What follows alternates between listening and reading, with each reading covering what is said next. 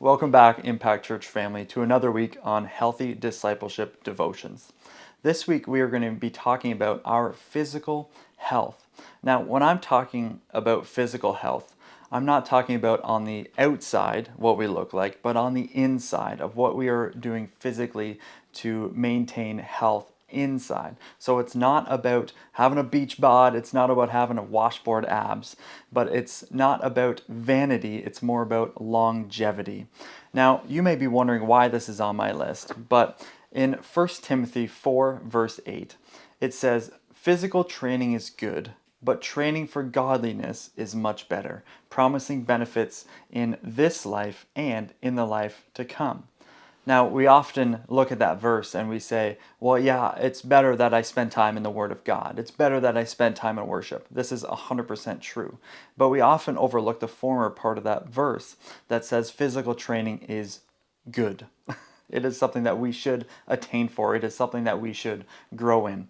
And if I could share a completely transparent and honest statement, is that there is a potential that we could shorten our lives and therefore our ability to be healthy disciples and influence others by the physical health decisions that you and I make on a day-to-day basis. Now, yes, God can do anything. God can override any situation. God is a supernatural God that brings incredible supernatural healing into our lives. But He has also called us to be good stewards of the temple that He has given us here on this earth.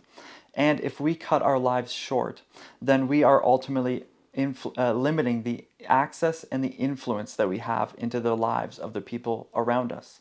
I remember about 10 or 12 years ago, there was a good friend of mine at Impact Church who was actually the reason that I started coming to Impact Church.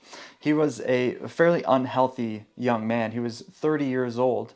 And unfortunately, a lot of the unhealthy physical choices that he made caught up to him. And at the age of 30, he had a massive stroke. And a couple days later, he ended up passing away.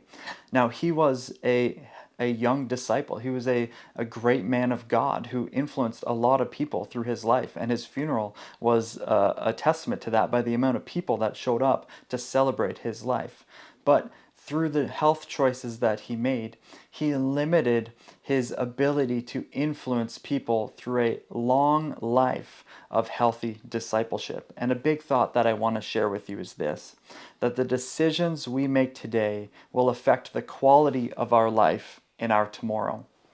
Now, how do we do that? Well, it's not necessarily about creating goals. We all have New Year's resolutions that we want to lose 10, 15, 20 pounds, but how many know that those usually last a week or a month or so? But it's about changing habits. See, I heard it said this way, that successful people do consistently what normal people do occasionally. I'll say that again. Successful people do consistently what normal people do occasionally. Now, you and I are creatures of habits, and we all have bad habits.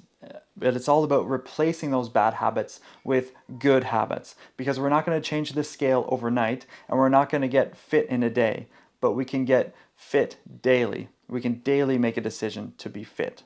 And I want to share with you four small adjustments that we can make in our lives from a physical standpoint in order to create daily physical health habits. And again, it's not about creating a six pack, but about being able to live a lifelong way of influencing those around us from a physical standpoint.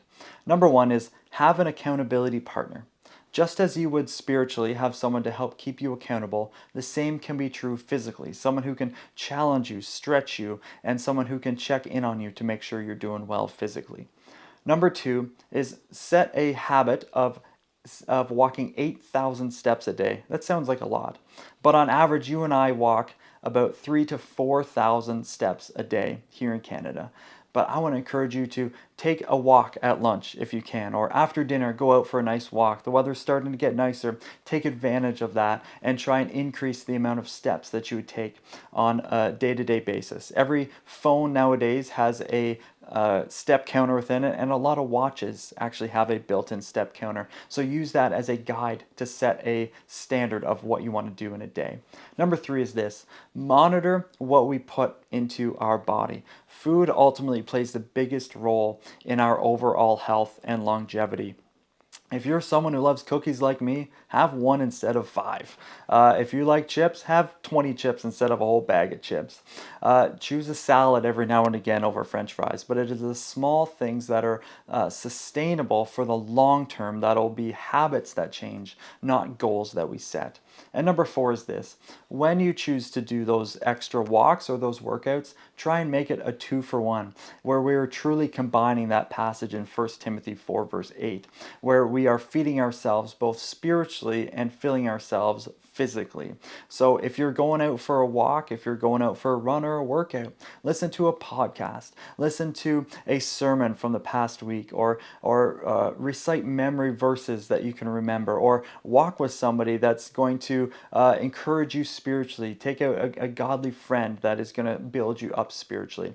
But these are some 4 small steps that we can integrate into our lives to help affect our physical health, because it's so important to our overall health, so that we can live as long as we can and influence as many people as we can.